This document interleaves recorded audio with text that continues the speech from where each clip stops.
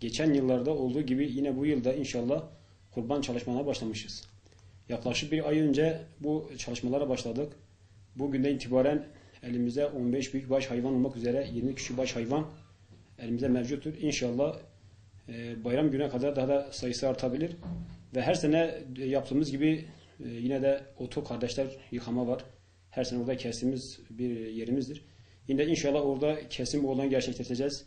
Ve bu kurban etlerini de yaklaşık 120 gönüllü arkadaşımızla beraber bu kurban etlerini orada kesip bir grup arkadaşımız kesecek, bir grup arkadaşlarımız bunu poşetleyip dağıtacak 2'şer kilo olmak üzere.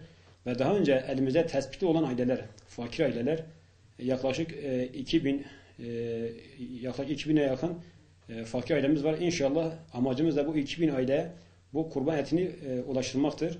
Yaklaşık 120 gönüllü arkadaşımız katılacak bu hayırlı faaliyete. Bu arkadaşlarımız 2'şer grup olmak üzere ve 3'şer grup olmak üzere kendi araçlarıyla bu kurban etlerini poşetleyip şeffaf bir ortamda, temiz bir ortamda bu kurban etlerini 2'şer kilo olmak üzere bu arkadaşlarımız bu kurban etlerini inşallah o aileleri birebir kapılarına hem bayramlarını kutlayarak hem de bu kurban etlerini inşallah bir şekilde bu ailelere ulaştıracağız. Şu anda çalışmamız devam ediyor. Herhangi bir eksiğimiz yok. Elhamdülillah son aşamada eksiklerimizi tamamladık. Çalışmadaki çadırlarımızı, işte bıçaklarımızı, işte etin temiz bir ortam tutması için bütün ortamı şu anda itibaren hazırladık. İnşallah da sabah bayram namazından sonra toplu kesim yere arkadaşlar beraber gideceğiz. Geçen sene yaklaşık 2000 ailemize kurban etini ulaştırdık.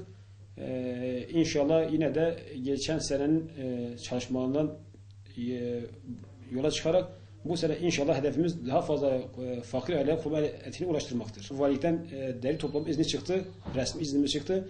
İnşallah bu izin çıktıktan sonra da bayramın birinci günü tabii 10'a yakın gönüllü ekibimiz de sadece işleri deri toplamaktır. Ve inşallah araçlarla gezeceğiz. Ev artık mahalle şehir içinde ve de merkez köyler olmak üzere deri toplum işlemine başlayacağız. İHA İnsani Yardım Vakfı 20 yılı aşkın bir süredir kurban organizasyonları yapıyor. Bu yılki kurbanla ilgili sloganımız da kurban ibadet, paylaşmak kardeşliktir şiarıyla dünyanın 100'e yakın ülkesinde ve Türkiye'de kurban organizasyonu yapılacak. Bu kapsamda biz de Van ilinde kurban organizasyonu için hazırlıklarımızı tamamladık. Allah nasip ederse kendimiz burada 4 büyükbaş hayvan keseceğiz.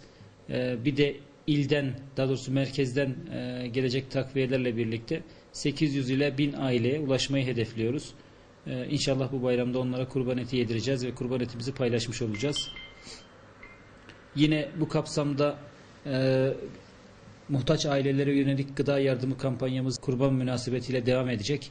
Yetim çocukların gidirilmesi, yetim evlerinin ziyaret edilmesi faaliyetlerimiz devam edecek.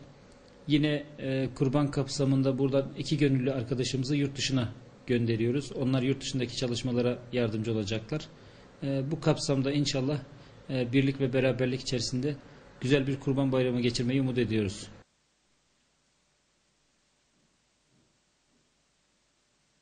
Kurban dağıtım şeyinde yani genelde bizim merkezi sistemde birleşerek dağılıyor. Mesela diyelim ki dünyanın her yerinde en çok sıkıntı çeken bölgelere gönderiliyor ve kesim yapılıyor.